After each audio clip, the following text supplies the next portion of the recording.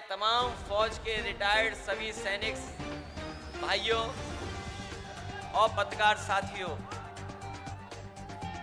ये कृष्ण की धरती का हम धन्यवाद देते हैं। ये पुण्य की धरती है। और जैसा कि हमारे आदरणीय राजनीतिज्ञ सुमन जी ने कहा कि हमारे आपके सबसे बड़े किसान नेता अगर देश में कोई हुआ है तो वो चौधरी चरण सिंह हुए हैं। बताओ, आप पूरा इतिहास उठा लीजिए भारत का। आप सब बुजुर्ग हैं, बहुत सारे लोगों ने उनके साथ काम किया होगा।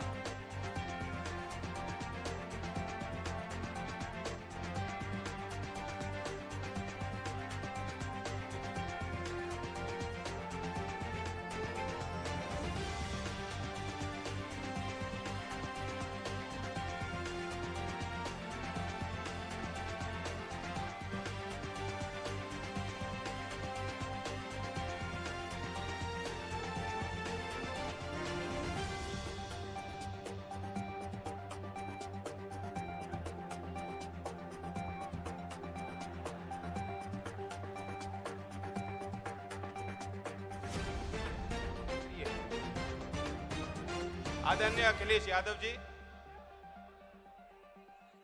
जिनके निमंत्रण पे और आग्रह पे मैं आया हूं, अपने लोगों के बीच खड़ा हूं। आदरणीय रामजीलाल सुमन जी, जिन्होंने वाकई आज चौधरी चरण सिंह जी के संबंध में जो बातें आपको बताई हैं, उन बातों को आप जानते जरूर हो, लेकिन जिस तरीके से, जिस अंदाज में उन्होंने बातें कही, वे सबके दिल को छू गईं। हमारे साथ मंच पर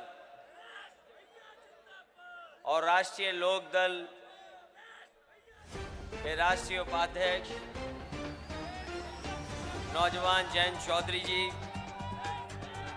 मंच पर उपस्थित समाजवादी पार्टी के राष्ट्रीय महासचिव रामजीलाल सुमन जी, पूर्व सांसद विजय सिंह जी, आदरणीय राष्ट्रीय लोक के एमएलसी और संचालन कर रहे यहाँ के इस कार्यक्रम के संजय लाठर जी, आदरणीय सरदार सिंह जी, आदरणीय डॉक्टर तेजपाल जी और मंच पर उपस्थित दोनों दलों के सभी महत्वपूर्ण नेता पदाधिकारी और इस किसान पंचायत में बड़ी संख्या में उपस्थित हमारे सभी आदरणीय बुजुर्ग किसान भाई, बड़ी संख्या में हमारे नौजवान साथी,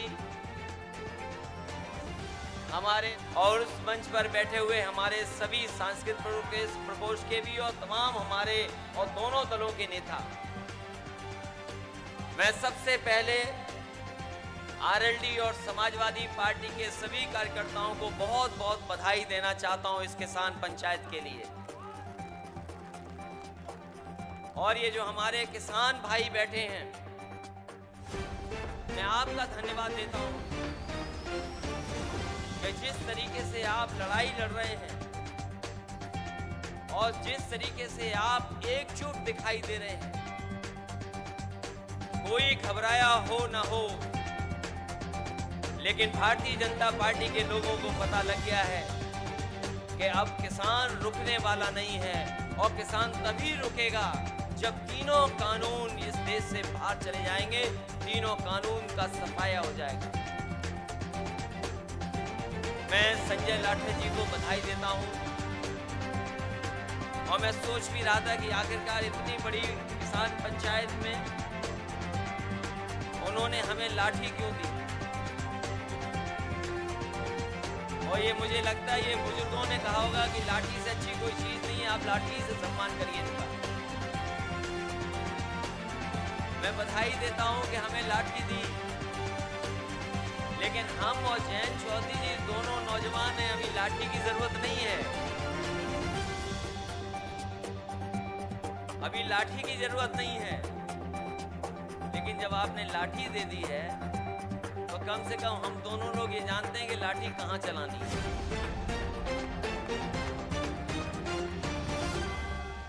और ब्रिज की धरती का हम धन्यवाद देते हैं। बहुत से ऐसे हमारे बुजुर्ग बैठे हैं जिन्होंने न जाने कितनी जनसभाओं में उन्हें सुना होगा, मंच पे बैठे लोग हैं वो जानते होंगे। आप पूरा देश का इतिहास उठा लो, अगर कोई किसान नेता उनसे बड़ा हुआ हो तो हमें बता दो आप। और मैं इस बात से सहमत हूं, क्योंकि देश के किसानों ने उन्हें अपना नेता माना था, इसलिए चौधरी चरण सिंह जी सबसे बड़े देश के नेता बनकर के आए। और आज सबसे ज्यादा जरूरत भी इस बात की है, ये जरूरत सबसे ज्यादा इस बात की है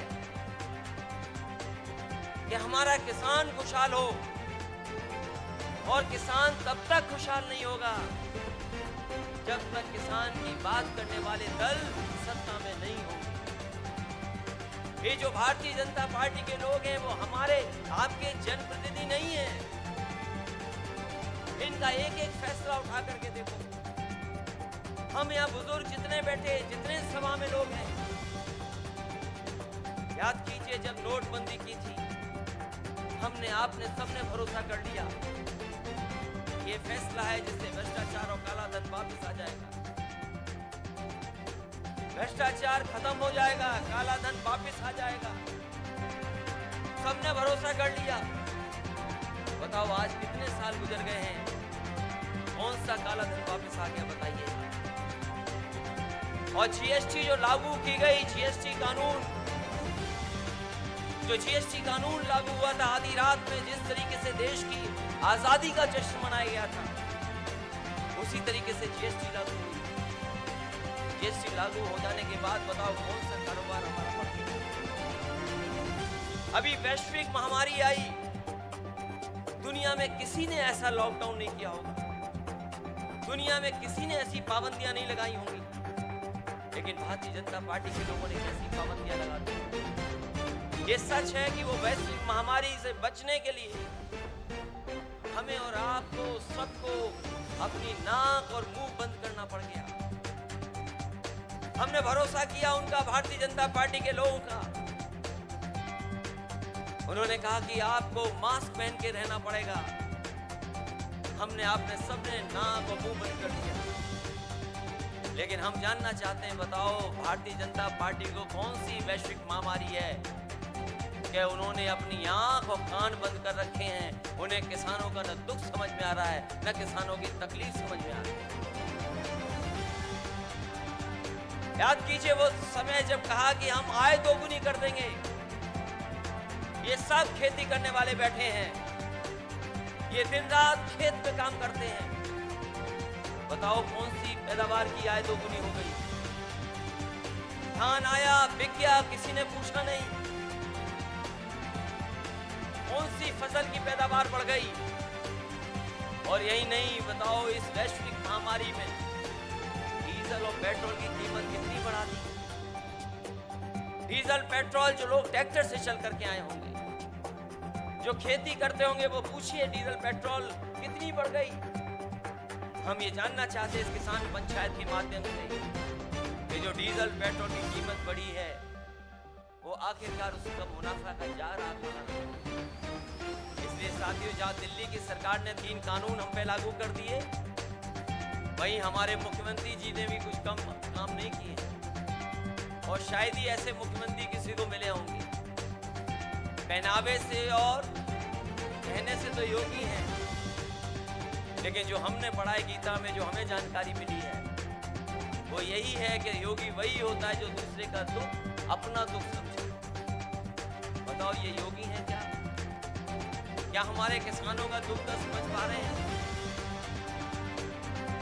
कोई दुख हमारा समझ पा रहा कि नहीं समझ पा रहा?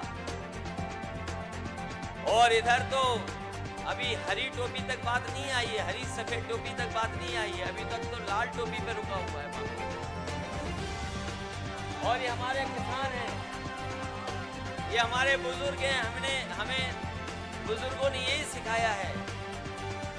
और खेत में अगर कोई भड़कता है तो वो लाल रंग देख करके भड़क जाता है। यही तो सिखाया बुजुर्गों ने। बताओ, कभी कभी कुछ खेत में जो होते हैं वो लाल रंग देख करके भड़क जाते हैं। यही तो सिखाया गया। अब मैं नहीं जानता हूं कि लाल रंग देख करके कोई क्यों भड़क रहा है। इसलिए जहां ये पंचायत चल रही है और वहीं मैं गाना सुन रहा था, एक अपने सांस्कृतिक प्रकोष्ठ के लोग हैं या जो यहाँ के बहुत लोकप्रिय गायक हैं कि अगली सरकार हो हमारी, तो अगली सरकार तभी होगी जब हम भाईचारा का रास्ता अपनाएं, हम अपने किसान का रास्ता अपनाएं, क्योंकि बीजेपी से ज्यादा चमत्कारी पार्टी कोई नहीं है, भारतीय जनता पार्टी से ज्यादा साजिश करने वाली पार्टी कोई नहीं है। उन्होंने अभी तक जो सत्ता पाई है वो केवल हमें और आपको बांट करके सत्ता पाई, हमारे और आपके बीच में खाई पैदा कर करके सत्ता पाई। और जिस समय ये हमारा किसान भाई जागरूक हो जाएंगे, मुझे नहीं लगता है कि वो सत्ता पा पाएंगे। इसलिए हम बहुत सारे अपने किसान भाइयों को बधाई देना चाहते हैं। लगातार हम लोग किसान पंचायत कर रहे हैं, किसानों को जगाने का काम कर रहे हैं और इस उम्मीद और इस भरोसे के साथ जगा रहे हैं कि आने वाले समय की कीमतें जिन मंडियों में आपको एमएसपी मिलने चाहिए, वो मंडियां बेचने का इंतजाम कर दिया है। जहां देश में ज्यादा मंडियां बननी चाहिए थी, वो मंडियां बंद की जा रही हैं। इसी एक्सप्रेसवे के किनारे लगातार मंडियां बननी थी और हमने तय किया था कि गाजीपुर तक मंडी बनवाएंगे, लेकिन मंडियां बनना बंद हो गई हैं। मंडियां अगर नहीं होंगी और ऐसे 3 कानून लागू हो जाएंगे तो सोचिए हमारा आपका जो किसान जो पैदावार कर करके जाएगा वो बाजार में कौन कीमत दे देगा। अगर किसान को बाजार के हालात में छोड़ दोगे तो किसानों को कोई मुनाफा नहीं हो सकता। ये भारतीय जनता पार्टी के लोग बड़े बड़े उद्योगपतियों से, बड़े बड़े लोग जो कारोबार कर रहे हैं, उनसे मिल करके हमारी आपकी खेती को छीनना चाहते हैं और कोई एक दिन में नहीं छीनेगी। लेकिन जिस तरह के कानून आ गए हैं, एक दिन ऐसा आएगा जिसके बाद आपकी हमारी खेती छीन जाएगी। इसलिए मैं बधाई देता हुआ आरएलडी और समाजवादी पार्टी के सभी कार्यकर्ता साथियों का, संगठन के लोगों का और अपने दोनों पार्टी के नेताओं का कि ऐसी शानदार आपने किसान पंचायत की है। हमें उम्मीद है कि इसी तरीके से अगर किसान को हम जगाते रहे तो आने वाले समय में भारतीय जनता पार्टी का पता नहीं लगेगा। इसके साथ साथ हम अपने फौज के सैनिक भाइयों का विशेष धन्यवाद देते हैं जिन्होंने देश की सेवा की है। ये जहां देश की सेवा कर करके आए हैं, ये किसान परिवार से ही निकल करके इन्होंने देश की सेवा की है। ये इनके भी किसान के परिवार है। इसलिए एक तरफ जहां किसान आए हैं, नौजवान आए हैं और सैनिक आए हैं, हमें उम्मीद है कि आने वाले समय में ये बदलाव दिखाई देगा और ऐसा बदलाव दिखाई देगा कि देश देखेगा कि किसानों की ताकत भी ये ताकत होती है, हैसियत होती है। इन्हीं शब्दों के साथ आप सबका बहुत बहुत धन्यवाद। अपने संजय लाठा से लेकर के सभी लोगों का बहुत बहुत स्वागत और बधाई देता हूँ।